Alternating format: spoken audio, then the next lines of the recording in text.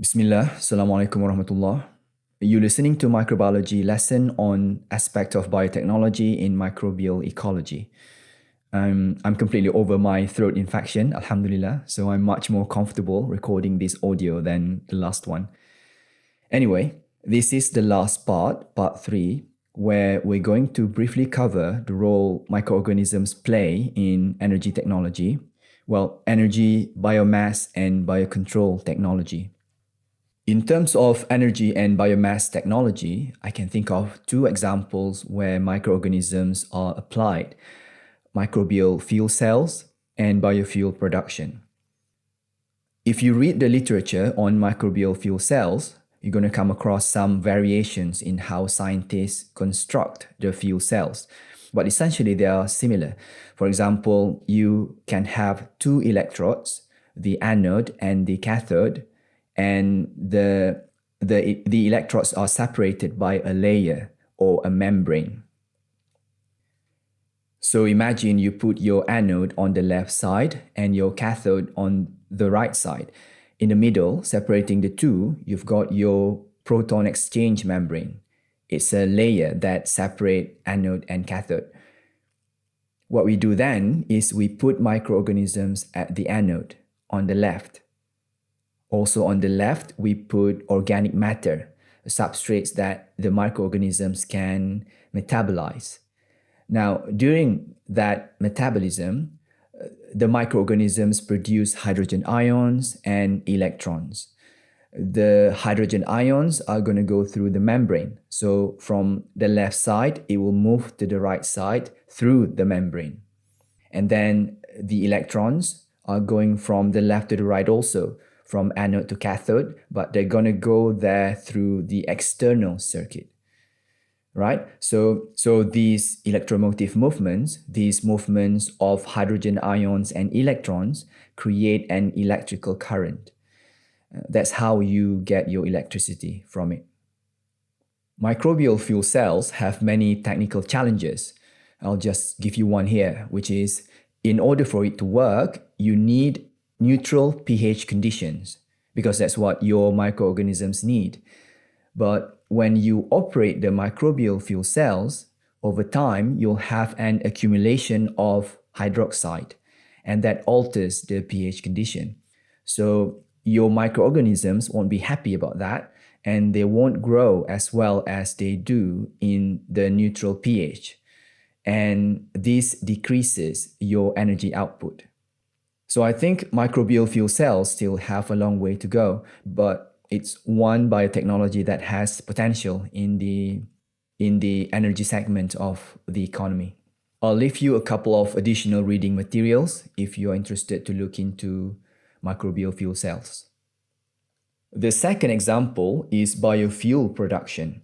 Biofuel is what you get when you convert biomass, usually waste biomass that you don't use anymore.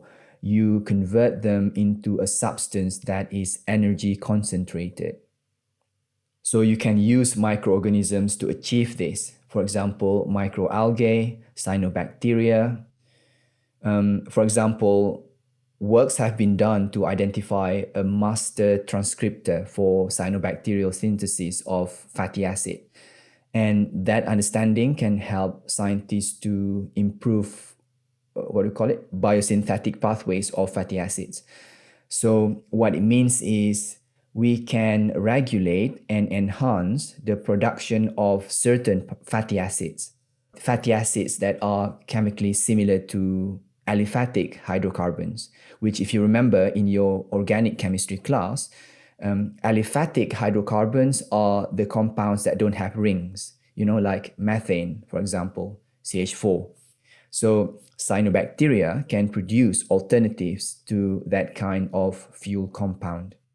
And we can get biofuel from fungi as well, such as Saccharomyces cerevisiae.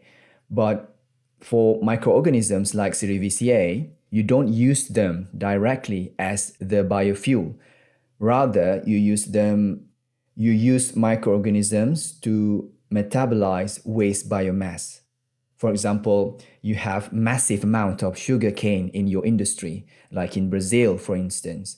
You take the sugar juice out, and you're left with bagasse, which is the pulp, the fiber left over. Then you treat the bagasse. You want to do that so you can give cerevisiae the simple version of the carbohydrate compound. And this treatment includes saccharification, where it breaks down polysaccharide complex into simpler monosaccharides. And then cerevisiae will ferment that simpler sugar compound to produce bioethanol. Finally, we're going to look at examples of how we can use microorganisms as biocontrol agents. They have been used extensively, especially in agriculture and water treatment. Examples include Cordoviralis, which can be used to neutralize salmonella contamination in water, Pseudomonas fluorescens, which we can let them grow on plant root because they can produce antibiotics and antiparasites to protect the plant. We also have Rhizobium ethli, which can protect tomato plants from a type of root nematodes or roundworms. Another popular example, actually, if you just want to remember one, you just remember this one, which is Bacillus thuringiensis, which cool kids on the street call him BT. BT has been used in agriculture as pesticides, as alternatives to chemical pesticides. BT is biodegradable, so it doesn't have long half-lives like some of the chemicals. So that's good ecologically. It is also specific to a certain larval stage, which means it won't be toxic to other animals that are not the targets of these pesticides. The way it works is BT spores have crystal proteins. So when you spray the spores on the plants, insects that eat the leaves of the plant will inadvertently eat the spores. When the spores get inside the gut of the insects, native enzymes will convert the crystal protein into a compound called delta endotoxin. Then this endotoxin will punch a hole in the insect's gut, and that kills the insects. Now, scientists have taken this to another level, where instead of spraying the spores to your plant, you can integrate it. You can integrate the BT gene into your plant genome. So that means the plant itself will encode the crystal protein. And when the insects eat the plant, they ingest the crystal protein, it got converted to delta toxin, and that punctures their gut lining, and the insect dies. So that's an example of GMO, genetically modified organisms. I'll leave you a link to a good paper related to this. We can maybe have it as an assignment later. It's on the larger context of GM crops, genetically modified crops, and it does mention BT. By the way, don't take from my lecture here that GMO is problem-free, or it's all good, or it's all bad. That's an entire discussion that we won't cover here, because otherwise we'll cross over to philosophy of science easily and stray beyond our current scope. So for now, just focus on these basic science of biotechnology as it pertains to ecology. Okay? All right, that's the end of this topic. Talk to you in the next one. Barakallahu li wa lakum. Wassalamu alaikum wa rahmatullah.